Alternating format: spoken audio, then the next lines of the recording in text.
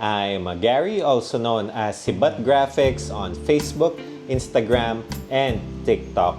And last weekend, naka-attend tayo ng Manila Illustration Fair. Nangyari siya sa UP College of Fine Arts, Parola Gallery. At naka-attend tayo sa Day 2. If I remember correctly, around 120 pesos ata yung entrance. And pagdating namin, nag-ikot agad kami ni Mrs. Chinek out muna namin kung ano yung mga booth na nakasetup doon. So yun, after namin mag-ikot-ikot, sakto magsisimula na yung talk ni Miss Raxine Maniquis. Isa siyang very talented na illustrator. And dun sa talk niya, ang daming insights na mapupulot. And here are some snippets from her talk.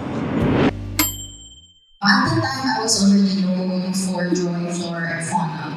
And they approached me. I thought it was going to be for Nike, so I thought maybe just like a random, I don't know, t-shirt or whatever.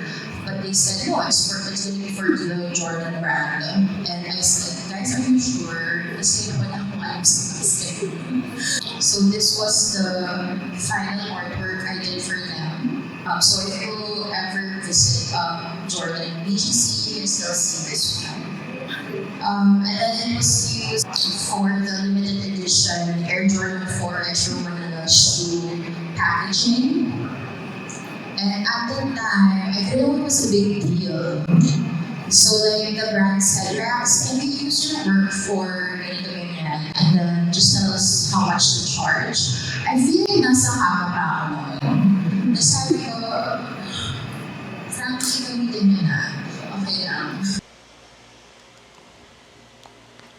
I'm currently editing yung vlog na to, and I would just like to give more context or recap doon sa clip from Miss Raxine. Basically, natapos na niya yung project for Jordan BGC at ginamit na yung artwork niya for wallpapers doon sa shop. And then, after nun, kinontak siya ulit ng Nike nung Air Jordan na brand and asking her kung pwede daw bang gamitin yung artwork niya para dun sa box ng limited edition na Air Jordan Retro Manila. And she answered the inquiry early in the morning habang nasa kama pa siya. Sinabi niya, go ahead, since nasa inyo naman na yung files, go ahead, just use it. And the lesson here is that wag na wag sasagot ng inquiries ng bagong gising at nasa kama pa. And kailangan clearly defined yung scope kung saan gagamitin yung ating works para makapagbigay tayo ng quotation. Ang kanyang regret from the project was she didn't even ask for a pair of shoe or at least a chance to purchase the shoe. So, yun lang naman. Let's go back to the vlog. Pagkatapos ng talk niya, namigay pa siya ng mga postcards, no? So, thank you very much, Miss Raxine. Anyways, after nung talk, nag-ikot pa kami ni Mrs. doon sa event at chinek out yung mga artist na nandoon. And we were able to interview some of the artists na nandoon nagpa-participate doon sa art market. And yung interview question na ginamit ko for the interview was actually a question from our subscribers. Ito siya. And sana mapanood mo itong video na to dahil ang mga sumagot sa iyong tanong ay mga illustrators. So, let's go with the interview. Okay, hi, I'm Sejong Miki, and you can call me Mikoy, and the owner of Sejong Miki. Is it worth to invest in learning illustration or graphic design? I think it is worth it as long as it is in your passion and then it is your desire to work. In fact, I'm a licensed architect, but I'm pushing the full-time illustration because it gives calmness in myself and much lesser burnout other than being an architect. Is it worth it investing to learning on illustrations? I think if illustration is your passion and you love doing it, it is worth like everything to do it. Like for me, it's my passion. That's why I'm doing it. But I understand if it's not your passion, it's just what you can do for fun. Just do it in your free time. You don't have to be serious about it. Hi, I'm Dave. I'm an illustrator from Los Baños, Laguna. Is it worth it to invest on learning on illustration or graphic design in general? Yes, definitely. It is very worth it to invest because one, it's fun, and two, you can actually make a living for it. Hi, I'm Bloomer, an illustrator based here in the Philippines. Is it worth it to invest on learning on illustration or graphic design?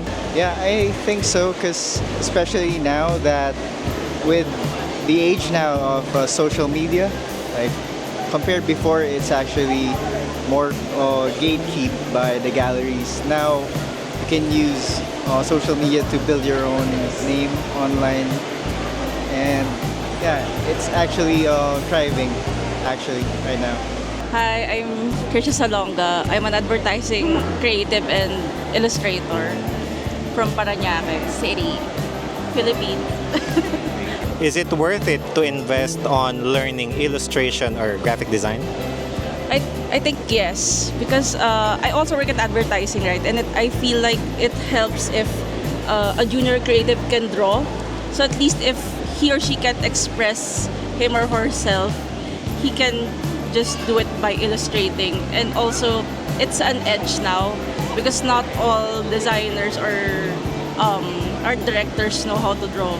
But they know how to design, they have an eye. But I feel like it really helps if they know how to draw. And actually, they can channel their frustrations and through illustration. So yeah, I think it's a good investment.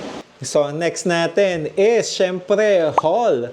Mga pinamili natin kanina from the Manila Illustration Fair. Let's go! Next one is from an international illustrator. Her name is Ping Sasinan from Thailand. And here's the illustration. Next is a sticker pack from Swash Originals. This one. Here's the first one. Napakaangas. Next is this one. Lastly, a dragon. Next up is from Studio Mickey. A postcard art. And meron rin sticker. Next one is this one from Dave Lahara. So kanina si Mrs. bumili rin ng hand-painted earrings. And this is hand-painted by Ja Amores. Next up is art prints and sticker pack from Patricia Salonga. Pakita ko lang sa inyo yung stickers na kasama. Ito ang angas. And itong art print natin kanina, I was lucky enough na makapagpa-signature kay Miss Tricia. Ayan.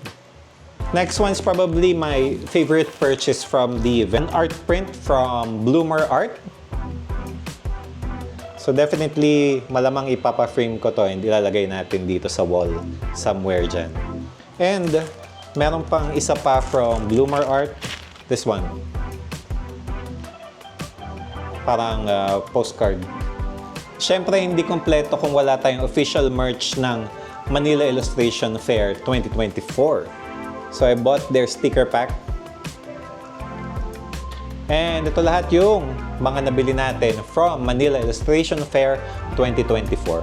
And I'm really happy dun sa mga purchase natin kanina. So pag-usapan naman natin kung ano yung mga learnings natin from the event.